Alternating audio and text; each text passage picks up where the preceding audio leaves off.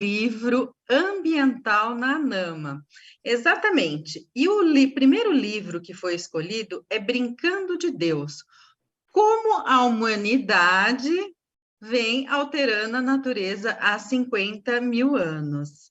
E essa ideia nossa do Clube do Livro é discutir literatura e meio ambiente. E de quem é a ideia? Do Leandro Eustáquio, que faz parte do GT Jurídico da ANAMA e que, além de ser advogado, é ambientalista, é do direito ambiental e é um entusiasmado pelas questões ambientais, não só jurídicas, mas também multidisciplinares. Eu vou começar já dando boas-vindas ao Leandro. Leandro, seja muito bem-vindo. Agradeço demais a sua iniciativa de trazer literatura para nós, gestores ambientais da ANAMA, neste momento. E primeiro, Leandro, eu queria que você se apresentasse. Quem é você, Leandro? O que você faz? E André, boa noite. Pessoal, boa noite. Quem estiver por aí ao vivo, nos acompanhando pelo YouTube, pelas redes sociais da Associação Nacional dos Municípios para o Meio Ambiente. Eu que agradeço, André. Como você disse, sou entusiasta da leitura e daqui a pouquinho eu vou explicar mais, né, por que de estudo, mas já respondendo a sua pergunta, você já, de certa forma, introduziu, eu advogo na área ambiental há algum tempo. E neste mês de agosto, faço 20 anos de docência. Então, daqui a pouco eu explico melhor. Tem a ver com esse aniversário, né? A história do projeto. E leio, bem provavelmente, antes de eu nascer, né? Porque isso veio muito do meu pai e da minha mãe. Então, o meio ambiente acaba no cenário de estudo. Para além disso, sou pai de um menino maravilhoso, que vai fazer 7 anos de idade, e escalo, de forma amadora, né? Esse é o esporte que eu pratico já há algum tempo. Muito bem, Leandro. E como você aprendeu a gostar de ler? E como que a gente faz com que as pessoas gostem de ler? A gente é ambientalista, a gente está na área ambiental, a gente está cuidando da gestão dos municípios, você na academia, você como advogado. E eu vou aproveitar e já fazer outra pergunta, Leandro. O brasileiro lê pouco? André, minha família, eu sou nascido, criado, trabalho em Belo Horizonte, mas minha família é de uma cidade chamada de Dores, Indaiá, fica a 230 quilômetros de Belo Horizonte, sentido Triângulo Mineiro. E o mineiro, especial quem mora em Belo Horizonte, tem um pé naturalmente no interior, porque Belo Horizonte é uma cidade muito nova. Eu costumo falar com alguns amigos meus que é difícil, eu tenho 47 anos, né, por exemplo, encontrar alguém da minha geração que tenha os 4 avós nascidos em BH. Isso é raro. Então, naturalmente, a gente tem um pé no interior, seja para onde for. E eu tenho os 2 pés literalmente fincados em Duas da porque tanto a família do meu pai quanto a da minha mãe são da mesma cidade. E o que isso tem a ver, né, qual é a relação com a leitura? A gente tem um indorense muito famoso que foi um dos primeiros ministros de educação, já há 100 anos. Então, quem é da cidade, de um jeito ou de outro, acaba incorporando essa ideia toda que o nome dele é Francisco Campos, incorporou, primeiro na condição de secretário do interior do Estado de Minas Gerais, e depois na condição de ministro de Educação de Vargas. Ele, Francisco Campos, conhecido que era como Chico Ciência, só para a gente ter uma ideia do tamanho, da importância, da relevância da pessoa, escreveu nada mais, nada menos que o Código Penal ainda vigente, o Código de Processo Penal ainda vigente, a CLT, e ajudou a escrever também a Constituição de 37. Né? E aí Vargas fez o que fez. Acredito que pelo menos a Constituição de 37 a gente saiba que foi obra de Francisco Campos. Então, naturalmente, isso chegou para os meus pais, ainda que nem eles tenham se dado conta. Daqui a pouquinho eu falo dos meus pais. E a Livraria Leitura, que é a maior livraria do Brasil, hoje com mais de 100 unidades espraiadas Brasil afora, também é de Dois Indaiá.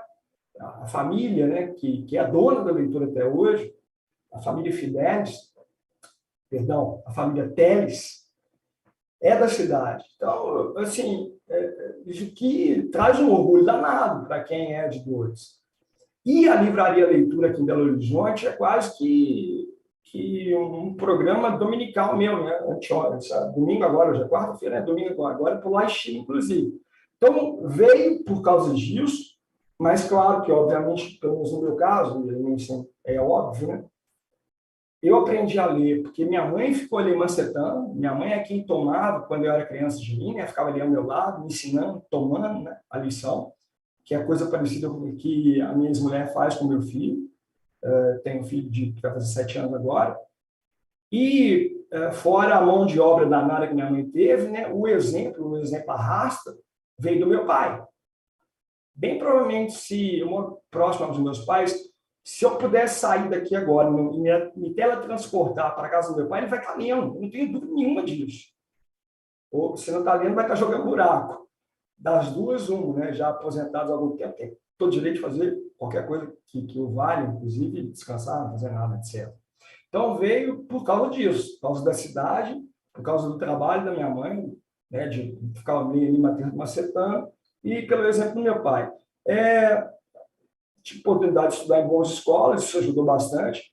Agora, por vontade minha, né, sem vir por força da minha mãe, por exemplo do meu pai, eu já era adolescente, estudando numa escola pública, no Centro Federal de Educação Tecnológica. A gente tinha, não sei se assim é hoje ainda, 3 meses de férias. Então, eu entrava em férias em dezembro e voltava só em março. E o Cefet tem ainda, uma baita biblioteca. Então, eu entrava ali, na falta do que fazer, durante 3 meses, uma hora ia ter alguma coisa ou nada para fazer. Né? E me deliciava. Foi ali que eu descobri, por exemplo, Machado de Assis. Né? E, para mim, junto com Lima Barreto, 2 dos maiores escritores brasileiros, negros, precisa ser dito, né? Por toda a carga que o Brasil carrega ali de racismo cultural e tudo mais, né? Precisa ser valorizado sempre, quando sempre. E conheci outros escritores também, dos quais eu nem gosto tanto, por exemplo, o Paulo Coelho, que tem lá sua relevância, porque é uma das pessoas que mais levam o nome do Brasil mundo afora, né? Traduzido em milhares de países. Eu deixei de gostar do Paulo Coelho logo que li uns 2 livros dele, porque na hora que ele começou a falar que fazia ensinar a aventar, eu fiquei meio desconfiado, sabe? E estava lendo Machado de Assis e me interessei mais pela obra do Machado de Assis. E aí, de lá para cá, hoje, né, como uma criança para criar, minha tarefa é meio que fazer o que meu pai e minha mãe fizeram, junto com a mãe do meu filho, para ele, né, que é educar uma criança. É o que eu tento fazer. Esse ano, por exemplo, eu li A Ilha Perdida para o meu filho, que foi um livro que eu me lembro de ter lido na escola quando eu tinha ali por volta de 10 anos. Então, 37 anos depois, li de novo o livro, e aí chego com meu filho, completa um capítulo aí, cria o seu, da forma mais lúdica possível, né? Incentivo, faço viajar. É tão legal, que daqui a pouquinho ele vai estar lendo um livro para mim, assim, eu espero. Sim. Então, E Leandro, você fez um vídeo com o seu filho de chamamento aqui dessa live, que bacana, né? A gente envolver as crianças e envolver todo mundo nisso. E me fala uma coisa, quais os benefícios da leitura para as crianças, para nós adultos, para quem é da área ambiental? A gente está focando aqui na área ambiental, mas quais são os benefícios que você entende que é importante a gente ter esse costume de ler? Eu fiquei devendo uma pergunta. E aí eu vou emendar e responder a que eu fiquei devendo e essa. Né? Primeiro, o brasileiro lê pouco. Eu acho que até o brasileiro não lê pouco, não. A gente lê aí descrição de vídeo do YouTube, a gente lê coisas, posts, stories no Instagram. Então, acho que até a quantidade da leitura, se a gente somar que o brasileiro fica em média 2, 3 horas em rede social por dia, dessas 2, 3 horas, imagino que o brasileiro, nós brasileiros, não vejamos apenas vídeo. Então, a gente está lendo alguma coisa. Agora, se eu focar para a leitura de livro, qualquer coisa que seja parecida a livro, apostila, por exemplo, aí sim os índices, né, que se dá conta no Brasil são muito ruins em comparação com qualquer país da América do Sul, por exemplo. Né? Se diz aí que o brasileiro lê, em média, 2 livros por ano. Então, se você imaginar, vamos fazer a conta, né, de que a gente fica ali 2, 3 horas por dia em rede social, é bem aquém, se comparando com... fica muito além, né? Se comparar com a leitura de um livro, que é coisa de 2, 3 vezes por ano. É claro que aqui eu não estou sugerindo que se faça leitura de 100 livros por ano, não é o caso, não faz sentido. Mas aí essa é a pergunta que eu fiquei devendo. A de agora, né, que é de como gostar de ler, ou melhor, quais são os benefícios da leitura, costuma se confundir, eu mesmo confundi bastante isso, a pessoa que lê muito com a pessoa inteligente. E é assim, o guloso é aquele que tem muita gula, o idoso é aquele que tem muita idade. Então, quem lê muito deve ser o leitoso, qualquer coisa do tipo, aqui eu estou fazendo um neologismo. Se espera que com a leitura, você aumentando o seu vocabulário, você tenha a possibilidade de resolver mais problemas, porque inteligência é isso. É a aptidão de resolver problema com as informações que você tem. Então, quanto mais informação você consegue proveniente da leitura, mais facilidade é o que se espera a gente tenha para resolver problema. Então, um dos benefícios da leitura é aumentar o vocabulário, aumentar a amplitude para resolver os problemas que a vida traz para a gente de uma forma mais fácil. Isso para adulto. Para criança, trazer ludicidade, é elevar o imaginário, é brincar, é poder pensar que para o mundo, para elas, não tem limite, que é qualquer coisa que a criança tem nesse aspecto, né, de não ter limite do imaginário. Claro que uma das principais funções de pais e mãe é justamente estabelecer o limite. Mas livro não. É elevar a enésima potência da criança para que ela cresça sadia e atinja a adolescência da melhor forma possível. E aí agora eu acho que respondi as duas perguntas. Mesmo, Leandro. Conhecimento, lazer, te ajuda a resolver soluções, vocabulários, ou seja, gente, é só benefício. E é muito bom, né? Porque você, quando você lê um livro, você, dependendo do tipo de livro, você entra no mundo à parte, né? Você viaja, enfim, você tem condições aí de abstrair também a sua realidade e conhecer outras realidades. Antes da gente passar para a próxima pergunta, Leandro, eu estou vendo que o nosso presidente da ANAMA Nacional, Marcelo Cavalcante, está entrando na live, e eu sei que ele está lá em Brasília, se esforçando demais para nos prestigiar aqui, e eu pedi para ele dar uma passadinha, afinal de contas, hoje é a nossa live inaugural. E ele fez questão, né, de estar aqui com a gente. Marçal Cavalcante, seja muito bem-vinda. Estou vendo que você está aqui, não ligou a câmera. Se quiser dar uma palavrinha com a gente, senão a gente continua aqui quando você puder. Aí nas suas reuniões do Ministério do Meio Ambiente, você liga a câmera e fala com a gente.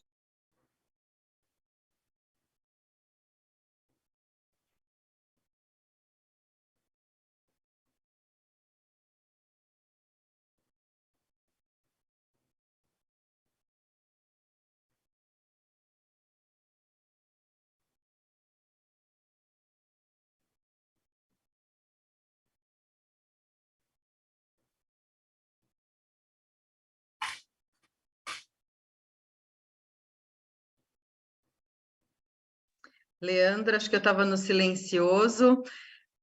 O que você pessoalmente gosta de ler? Conta para gente, porque você é advogado, você é ambientalista, você é acadêmico, você é ativista ambiental, você é pai, né? E dentre dessas todas as suas funções, o que faz parte do seu dia a dia da leitura? Livro de direito ambiental não vale. Então vamos Conta, né? perguntar. Outro dia eu estava na academia de escalada, eu faço aula particular, meu professor de aula de escalada se doutorou agora recentemente, então eu converso muito, estava conversando muito sobre a tese de doutorado dele.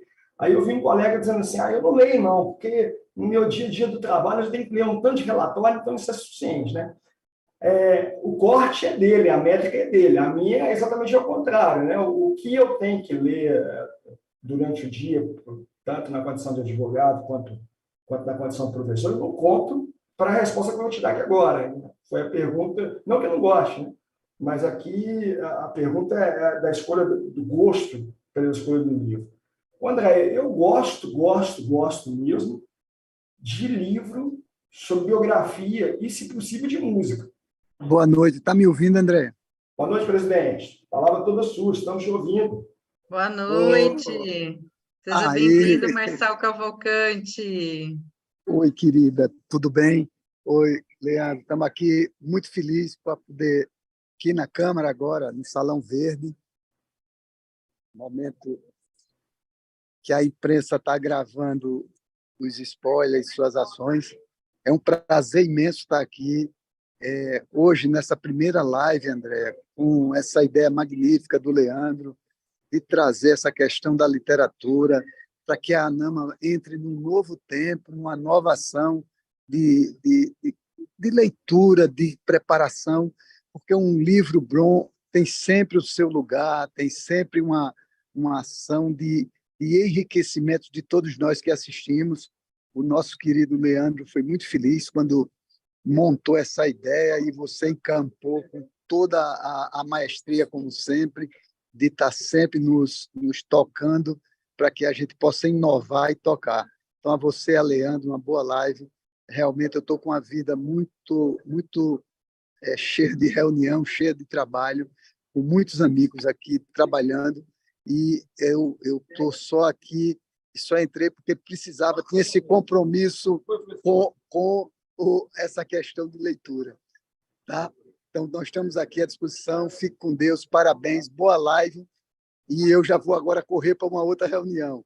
Um beijo no coração de vocês, obrigado por ter interrompido, e desculpa por não ter entrado antes, mas estava dando pau aqui na internet, que foi demais. Muito obrigada, presidente. Muito obrigada aí por nos prestigiar nessa primeira live. Já estamos abençoados aqui pelo Marçal Cavalcante, podemos continuar. Até mais. Ele entrou na boa hora, né, André? Parece que ele complementou a resposta. Foi. Inclusive, né, a hora, nada é coincidência na vida. André, mas aí, dando continuidade, eu estava dizendo que eu gosto mesmo, se eu pudesse chegar na livraria agora, na biblioteca, né, eu escolheria um livro sobre biografia de música. Hoje, por exemplo, eu li, acho que no estado de São Paulo, no Globo, não sei, que os Paralamas de Sucesso estão lançando, não os Paralamas, né? Está sendo lançado um livro, parece que uma livraria da Travessa no Rio, depois em São Paulo, sobre um disco de 1987, que é o Disco Selvagem. Então, já está na mira. Mas só li um livro sobre esse meu gosto, esse ano, que foi esse aqui, ó, que foi o Chega de Saudade, sobre a história da Bossa Nova. Esse é meu gosto. Agora, o que eu leio? Tem uma diferença. Tem 3 coisas que aparecem na minha frente para a escolha de livro. Educação para o meu filho. Então, tem aqui um livro chamado Pai Histórico, que tem dicas diárias. Nada em relação ao estoicismo, não, mas que traz dicas diárias. Eu acho legal, você acorda ali, vê o pensamento, enfim. Então, eu não gosto de livro de autoajuda, vamos ver se é um livro, então eu leio coisas que eu não gosto, inclusive. Educação para a sala de aula, educação para um país que precisa dela, então isso muito me interessa. Recentemente, um livro chamado País Mal Educado, em que ele fala mal do Francisco Campos, inclusive, na gestão dele enquanto ministro de Educação. Então, educação para o meu filho, educação enquanto professor e meio ambiente, que é a pauta do meu dia a dia, tanto enquanto advogado, como também em relação à docência. Não são esses 3 assuntos que estão na minha mira. Eu tenho 2 números de telefone, tenho lá um grupo de WhatsApp, então as coisas vão chegando de indicação, eu salvo, e aí, dentro do meu orçamento, né, então, às vezes eu fico ali desesperado, né? Puxa vida, não vai dar para comprar, porque não encaixa, mas tudo de forma bem organizada, a gente consegue fazer. E, Leandro, dentro dessa leitura diversificada que você tem, né? E aí fica a dica, porque tem muitas editoras que, além do Kindle, já oferecem capítulos de livro, por exemplo, livros técnicos você consegue comprar pela internet só um capítulo, que é mais econômico, facilita aí o acesso. por exemplo, o nosso livro Gestão Ambiental de Cidades Sustentáveis da Oficina de Texto. Você pode comprar um capítulo só, né? Enfim, as livrarias, as editoras têm se modernizado para nos alcançar, ainda bem, né? Para bolso, para tempo, para interesse. E no Clube do Livro, Leandro, conta para a gente como que nasceu esse projeto, como que você pariu esse filho aí, que é o Clube do Livro, Leandro, dentro nessa concepção que foi tão abraçada por mim, pelo Marçal e por toda a comunidade da ANAMA, aí dos 5.570 municípios que a gente acolheu, estamos aqui nesse projeto. Eu não sou o pai sozinho, né? Se eu sou o pai, eu vou ser a mãe, o Marçal está no meio disso tudo, a Nama que encampou, como você bem disse, né? Eu estava vigiando, eu já vinha durante a pandemia, estava vendo que alguns clubes de livro em São Paulo começaram a acontecer de forma virtual, né? Então, tem muita coisa boa pela internet. E tem uma livraria aqui em Belo Horizonte, que fica perto do escritório onde eu trabalho, num bairro chamado Savassi, que essa sexta-feira agora, eu comprando ali mais alguns livros, a vendedora humildemente falou comigo assim, Leandro, eu tenho um projeto social e gostaria que você fosse lá. É o Clube do Livro BH. Eu falei, mentira. Né? Na verdade, como é que é interessante? Nada na vida é coincidência mesmo. Né? A ideia do nosso projeto vem encampado com a ideia que era dela, de estar fazendo 10 anos. E aí, quando ela veio falar comigo, eu falei, menina do céu, eu te sigo. Né? Você não sabe onde é que eu estou carregando, que você ajudou a continuar. Então, isso já vem sendo feito. Esses clubes de livro para incentivar a leitura, com debates, com discussões. E aí, eu não sei, eu acho que sentado aqui em casa algum dia, eu falei, eu vou provocar a Andréia. Né? Eu já tenho, já sabe disso, né? E a ideia é boa, o propósito é bom, então acho que faz todo sentido uma Associação Nacional dos Municípios para o Meio Ambiente encampar essa ideia e te agradeço, André, mais uma vez, agradeço a NAMA pela coisa que está acontecendo. E, Leandro, nós que agradecemos aí você estar à frente desse projeto e poder dividir aí seus conhecimentos com a gente. Gente, as próximas lives do Clube do Livro, o Leandro que vai tocar, tá? Eu estou aqui hoje só para entrevistar ele, porque ele escolheu um livro muito legal. Ele escolheu o livro Brincando de Deus.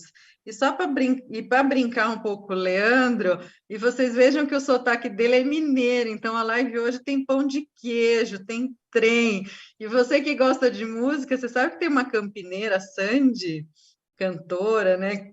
Filha lá da família Chitãozinho e Chororó, e ela adora pão de queijo. Ela falou que ela não vive sem pão de queijo. Então, gente, ó, a live do Clube do Livro tem sotaque e tem toda a mineirice aí que o Leandro traz para a gente. Que bom que o Brasil é diverso e cheio de sotaque. É uma delícia te ouvir, não só pela sua eloquência, mas também pela mineirice. E por que você escolheu o livro Brincando de Deus? Do que ele trata? Vamos começar, então, a falar da obra. Primeiro, por que eu escolhi, né? Esse ano, eu já tinha lido, eu li um livro com um nome parecido. Se Deus me chamar, não vou. Esse livro é da autora Mariana Salomão Carrara, uma defensora pública aí do Estado de São Paulo. Que legal! E é um livro de ficção, e ela escreve como se fosse uma criança. É uma história escrita, não vou falar que é um alter ego, né? Mas é como se fosse uma criança de 11 anos de idade, nas coisas do dia dela, falando sobre bullying, das dificuldades de ter namorado, das dificuldades do dia a dia, o pai e a mãe que em algum momento vão se divorciar. E aí, esse livro aqui foi aleatório, tá? Eu achei interessante porque é uma criança de 11 anos de idade, uma autora adulta se fazendo de uma criança de 11 anos de idade. Entrei aí no YouTube, vi algumas palestras, alguns vídeos. E daí, depois, né, na livraria Leitura, em um domingo desses qualquer, escolhendo ou livro para o meu filho, educação, ou livro quanto à educação na docência, ou livro relacionado ao meio ambiente, me aparece. Já estava indo embora e comprando outro livro, meio que surge do lado, né? E aí, essas coincidências que não são coincidências, o livro Brincando de Deus. De fato, é uma pretensão enorme brincar de Deus, né? Aqui a pessoa está se aproveitando de uma brincadeira, até porque em inglês o verbo to play ele significa muitas coisas. O verbo brincar em português tem uma amplitude, não importância, mas uma amplitude menor. Eu estou fazendo esse comentário porque eu, divulgando, né, a nossa live de hoje, tem uma pessoa que me chamou a atenção. Falou assim, só um conselho, não brinquem com Deus. Eu assim, fiquei... Vou dar a chance dessa pessoa me explicar o porquê que eu estaria ou nós estaríamos brincando com Deus. Perguntei para ela o que foi. E aí eu falei assim, poxa, em um país que se lê muito pouco, a ideia é incentivar a leitura, o que a gente menos quer fazer é brincar com Deus. Não é isso. Não mesmo. Acho que, na verdade, ele não leu o convite que foi feito. E depois acabou se desculpando. Mas, de toda forma, me serviu para fazer essa justificativa, né?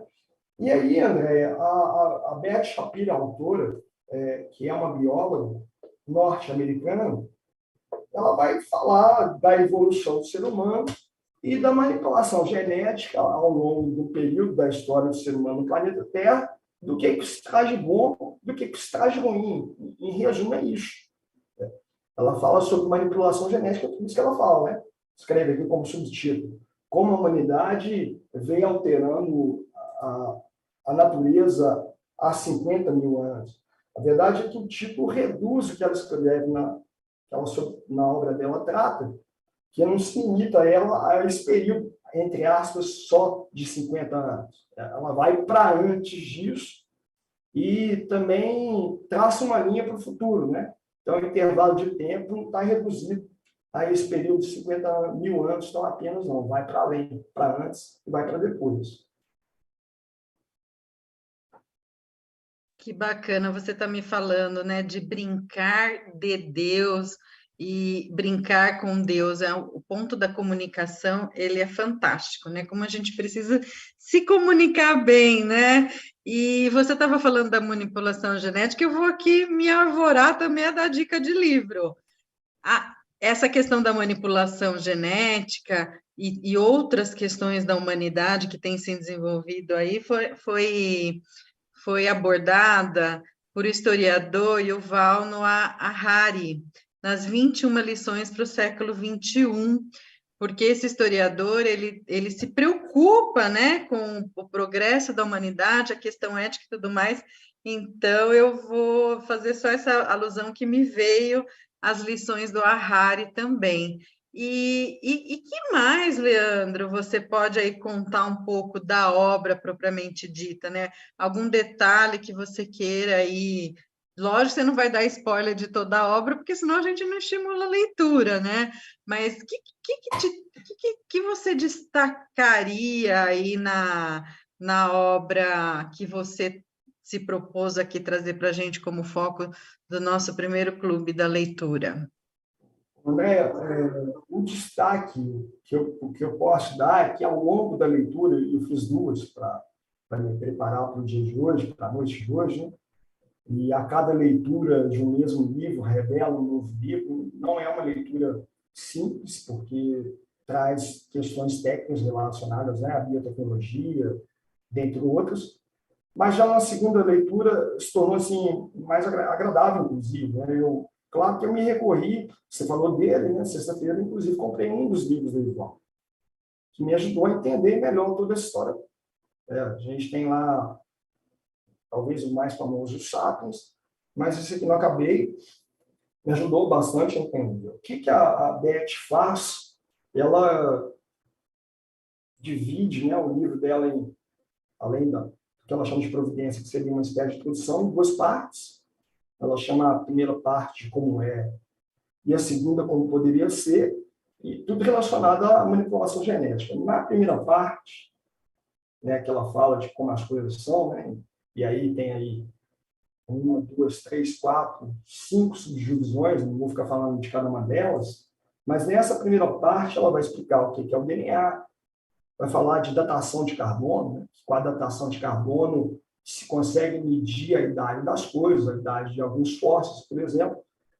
Chegando ao final do século XIX, ela faz a alusão a um animal muito próprio dos Estados Unidos da América, que é o bisão, que é o búfalo, contando que os búfalos, os bisões, existiram numa maior quantidade ali pelos séculos XVI, XVII, XVIII, chegando a quase que extinção no século XIX, onde é publicada pelo presidente norte-americano Grover Cleveland, ali por volta de 1894, a primeira lei, vamos assim dizer, pelo menos dos Estados Unidos da América, e também por parte do Canadá, protegendo, inaugurando, de certa forma, um movimento conservacionista.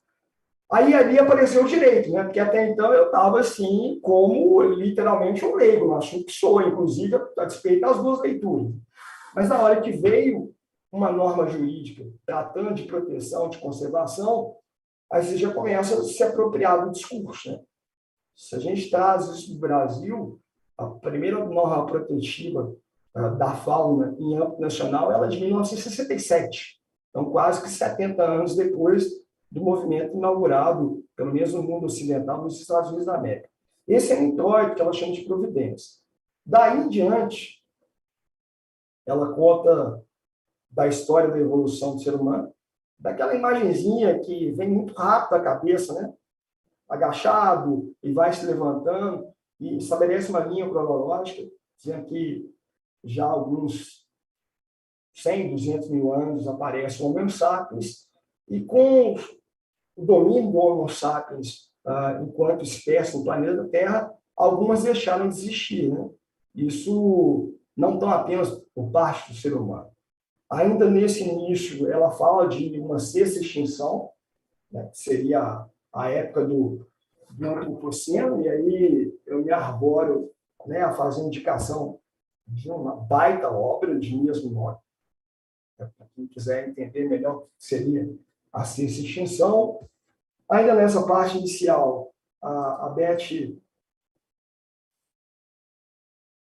vai falar de lactose, de intolerância à lactose, vai explicar que alguns seres humanos, em função das descendências que a gente gera, né, cada filho herda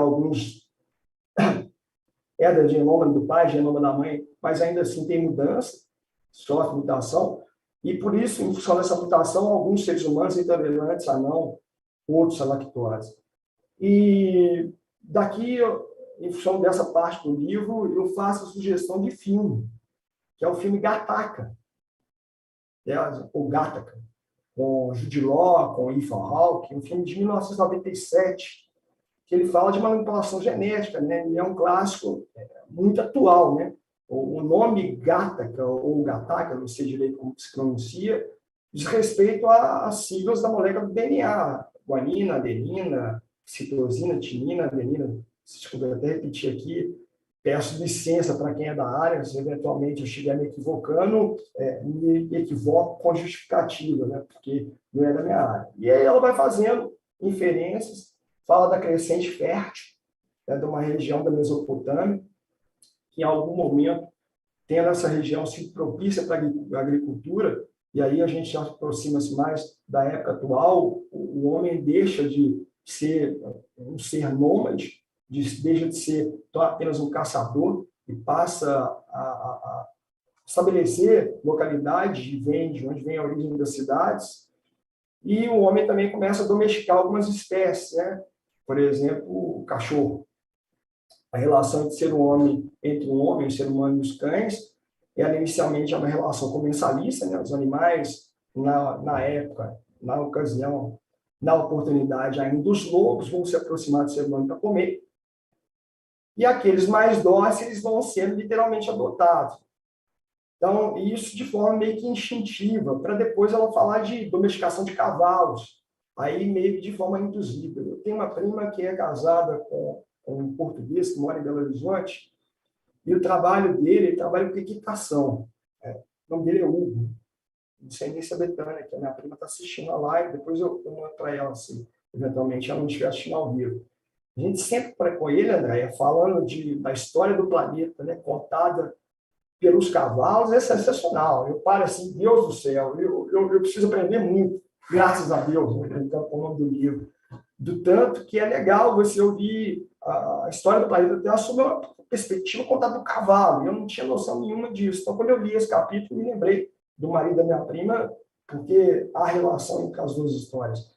Para daí em diante, ela contar de que em algum momento, em função de manipulação genética, houve proliferação de aguapés em alguma região dos Estados Unidos da América, e alguma pessoa inteligente, inteligentíssima, resolveu que a criação de búfalos resolveria o problema dos aguapés, porque búfalo come muito aguapé, então os aguapés deixariam de existir, sem poder admitir que os búfalos poderiam, como também, né, os aguapés, com eles aconteceram, crescer.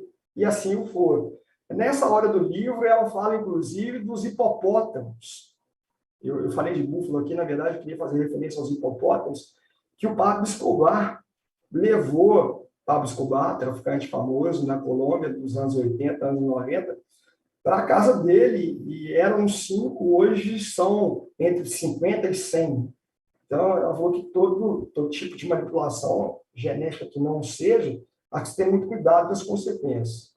E aí, voltando eu, né, ela caminha para uma parte, abre aspas, jurídica, fecha as aspas, ainda no final do século XIX, quando ela cita uma decisão dos Estados Unidos da América, da Suprema Corte dos Estados Unidos da América, e aí ela fala pouco, aí eu me arvoro, né? Eu vou criando meu livro em cima da leitura dela, de onde ela conta uma história de um conflito que foi levado à Suprema Corte no estado da Virgínia. Quem gosta de direito constitucional deve muito ao estado da Virgínia, porque se pensa na primeira Constituição escrita do mundo, como se, no mundo ocidental pelo menos, como se tivesse sido a Constituição norte-americana, e não foi.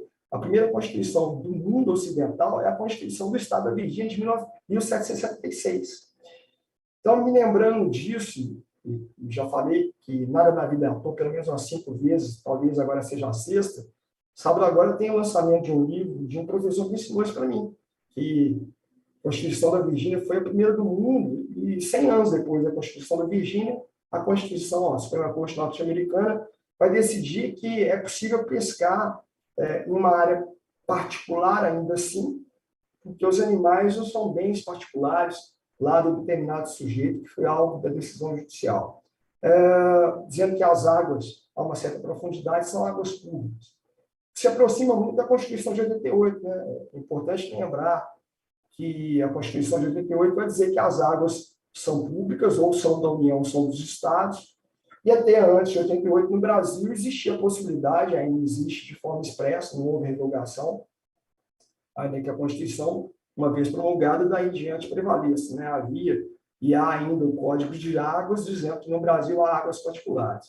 Então, ela avança nessa primeira metade, Andréia, para terminar a primeira metade falando do primeiro parque nacional norte-americano, que é o Parque de Yellowstone, que foi criado para ter ali uma área de conservação para determinadas espécies de animais. E aí, isso foi no final do século XIX, e eu faço a referência com o primeiro parque que foi criado no Brasil, que foi o Parque Nacional de Itatiaia, ou na época, em 1937, né? Criado, que foi por Getúlio Vargas, com outras preocupações. No Rio de Janeiro, né, Leandra? Exato, no Rio de Janeiro, maravilhoso, que vale a pena ser visitado por quem puder fazê-lo. E termina a primeira parte falando de um clássico, de meio ambiente. A gente estava explicando para o meu filho o que é clássico, e ele perguntou para mim se eu gostava. Eu falei assim, filho, clássico a gente não gosta, a gente lê, porque é clássico. Né? E o livro que a Beth, sobre ele, comenta na primeira metade é A Primavera Silenciosa, escrito pela Raquel. Esse livro aí é favorito do Talden Farias, também do Departamento de Jurídico da ANAMA. Quem sabe ele não vem contar esse livro para a gente, hein, Leandro? Então eu vou só falar a data da publicação para não falar mais a respeito. Né? Livro publicado que foi já nos anos 60, que dá origem à história da Agência Ambiental Norte-Americana, né? Chega no Brasil esse movimento em âmbito nacional, 30 anos depois, né? 1990, 1990 e poucos, com a criação do IBAMA, com a criação do Ministério do Meio Ambiente. E aí, essa foi a primeira parte, né? Como que é, depois ela começa a contar como que as coisas, na ótica dela, devem ser, e ela divide essa segunda parte, chamada de como poderia ser, em 3 partes. Né? Gado murcho, consequências desejadas e manjar cu. Às vezes o título, para mim, é totalmente aleatório, né? Porque quando você, às vezes, se traduz de uma outra língua que não a nossa, quem faz a tradução, se não conhece bem o autor original, você pode fazer uma tradução de forma equivocada, inclusive. Então, eu até não sei se foi isso que o autor escreveu, mas, de toda forma, os capítulos da segunda parte são esses: gado mocho, consequências desejadas e manjar tudo. E nessa segunda parte, ela fala de organismo geneticamente modificado, né, perguntando se é bom, se é ruim. Fala de desextinção, lembrando que o primeiro animal clonado, né, do qual se tem notícia no mundo, foi a Dolly, em 1997. Mas a Dolly, ela mesma faz essa ressalva, né? A clonagem de um animal que ainda está por aí, né? Que são as ovelhas. A verdade é que já há clonagem, já há reextinção de alguns animais que não existem.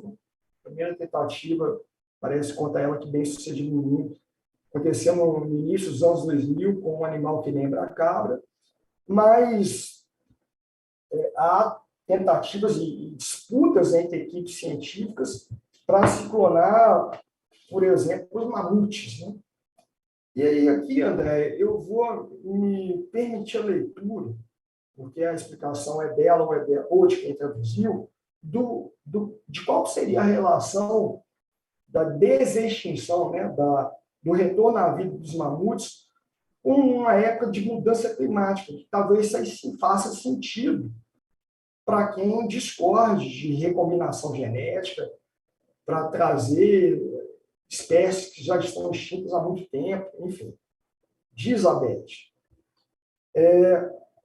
durante o inverno, os animais procuram comida limpando a neve em alguns lugares, expondo o solo descoberto ao gelo, ao ar gelado do Ártico, e compactando a neve em outros, criando uma camada de gelo denso na superfície do solo. Isso é chamado de permafrost. Então, o que ela vai antecipar aqui é que um eventual retorno dos mamutes, pelo que eles fazem, como também pelo que se fazem os elefantes, e aqui ela continua a leitura, continua escrita, aí eu a leitura junto com vocês. Os elefantes são os consultores do seu ecossistema. Eles produzem 100 quilos de esterco todos os dias e transformam a paisagem derrubando arbustos, árvores todas as vezes que seus rebanhos passam. Os mamutes fariam mais do que os elefantes fazem, que comem mais e obviamente, todo o processo digestivo, né? Expelindo alguma coisa de necessidade fisiológica de cada um de nós, inclusive. Então, a ideia da desextinção dos mamutes seria diminuir a possibilidade do derretimento de calotas polares, por exemplo. Né? E aí, uma forma de adaptação das mudanças climáticas pelas quais o mundo vem passando.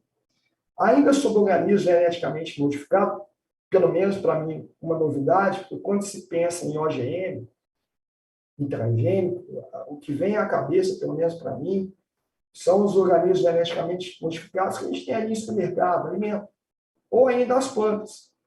Mas ela conta que no Brasil, em 2009, em Juazeiro, na Bahia, depois 1 ou 2 anos, 2011, 2012, Itaituba, no Pará, houve a dispersão na natureza de mosquitos, insetos transgênicos. Para mim é uma baita novidade, na intenção de diminuir, né, os prejuízos causados pelas doenças que os mosquitos carregam.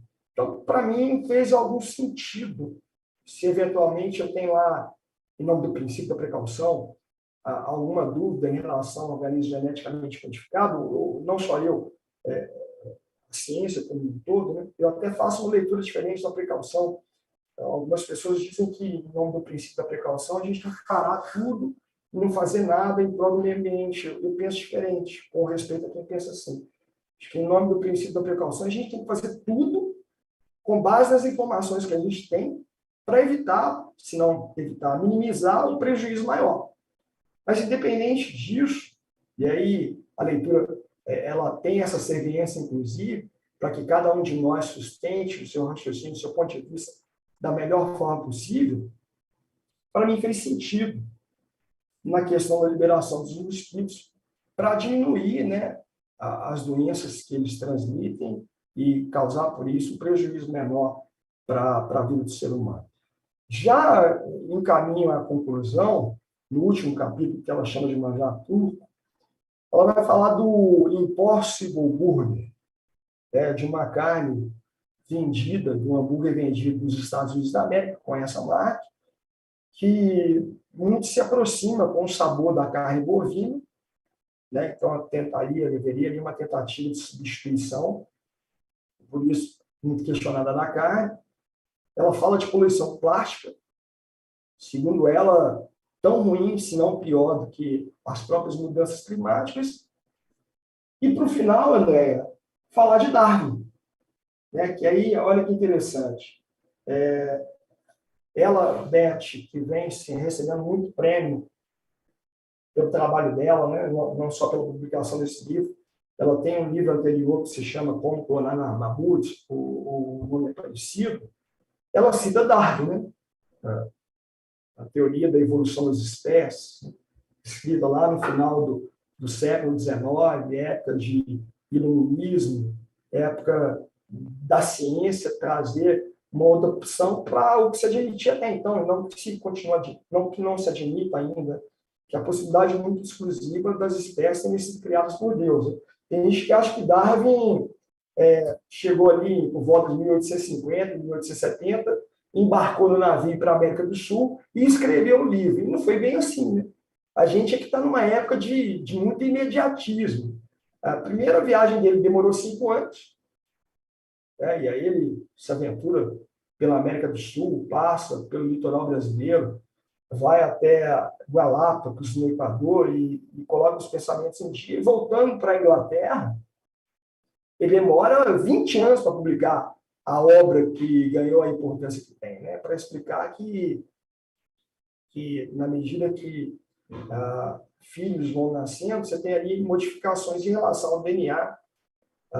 Naquela época, em 1874, não se sabia tanto de genética como se sabe hoje, mas Darwin foi o gênio naquilo que ele pretendeu explicar. Eu estava falando de Darwin, e disse que comprei o livro do Yuval nessa sexta-feira, da vendedora que inaugurou há 10 anos o Clube do Livro em Belo Horizonte, que humildemente falou comigo para eu segui-la, e eu falei, meio que falei, filha, na verdade, né, que eu já te sigo há muito tempo, né, só a gente não sabia um do outro, embora a gente já se conheça há algum tempo. Eu comprei também para ler para o meu filho, né, um livro sobre o Darwin, né, e a gente fez esse final de semana, eu expliquei para ele, João, olha, além, né, desse pensamento, tem esse também, né? E a ideia é de que ele, Andréia, de que cada um de nossos filhos, né, um dia faça as suas escolhas da forma com que eles entendam melhor. Sim. É isso, Andréia. Leandro, então essa é a sua próxima leitura e já botou a leitura do seu filho, já está a família toda aí, já no desenrolar das leituras. Olha, passou muito rápido o tempo, eu me deleitei aqui não só com Brincando com Deus, mas pelo entusiasmo do Leandro, de livros clássicos, de livros novos, fazendo alusões até, como não poderia deixar até os princípios do direito, como o princípio da precaução, tem que ter um pouquinho aí do direito ambiental também, né? Que bacana fazer essa sinapse, essas ligações com o nosso dia a dia também. Leandro, agradeço demais, foi muito bacana, tanto a pré-live com seu filho fazendo propaganda da live, que bom que você envolveu a família, né, nessa história, fica muito mais gostoso a gente ver todo mundo entusiasmado com o Clube do Livro. Gente, como vocês podem ver, esses livros são para todos, da área ambiental, mas também são lições de vida, lição de humanidade, são lições para nós, seres humanos, que queremos estar aqui nesse planeta, de entender como é que funciona a nossa questão ética, né? Como é que a gente se comporta em relação à nossa família planetária, e esses conhecimentos divididos aqui de uma maneira muito simples, de uma maneira muito calorosa. Eu vou fazer alusão a Mineirice também, né? De um conhecimento enorme, de um conhecimento sério e sem pressa. Um conhecimento que você foi adquirindo, né, Leandro? E degustando, e maturando e trazendo para a gente de uma maneira tão rápida numa live, quantidade de obras que você trouxe aqui, que você comentou, e o seu repertório. Olha, Leandro, eu te desejo toda a sorte no Clube do Livro. Eu me despeço de vocês aqui. Eu vou ficar pensando no livro que me tocou muito para ser entrevistada aqui no Leandro nas próximas lives. Me despeço desejando toda a sorte, vou acompanhar, quero me deleitar desse conhecimento do Clube do Livro, faço questão, mas eu vou estar lá do outro lado da tela, eu quero entrar no YouTube como espectadora e passo um bastão para você e para se despedir, para você fazer seus comentários finais. Muito obrigada, Leandro, de coração. André, de coração eu devolvo, mais uma vez, eu que tenho que agradecer, né? A ideia, eu acho que o Raul Seixas que fala isso, né? Sonho, que a gente sonha sozinho, não é razão nenhum, né? Se torna realidade na medida que a gente faz isso de forma comum, e é o que está acontecendo, né? Eu, assim, escrevi para você hoje, né? O Brasil é um país que tem muito jeito, né? Tem muitas ideias bacanas, criatividade é o que não nos falta. Em relação à leitura, sim, né? Disciplina e tudo mais sobre o que a gente comentou, é uma coisa boa, que só traz benefício. E, sim, tem muita convicção, pessoal, vocês que estão por aí, que vão assistir depois, tem muita coisa boa por aí. Né? Em breve a gente divulga calendário, vamos tentar fazer um calendário de estudo. E, por favor, divulguem nos seus grupos, nos seus contatos. Se quiserem participar, façam contato com o André, comigo. Né? Meu Instagram é @leandroeustáquio, junto. Podemos conversar também por lá. Enfim, então, disposição para fazer disso uma meta muito bacana e atingir seu objetivo. Obrigado, André. Obrigado, Alana. Beijo e um abraço para todos vocês. Boa noite e um bom descanso. Muito obrigada, boa noite, até a próxima, gente.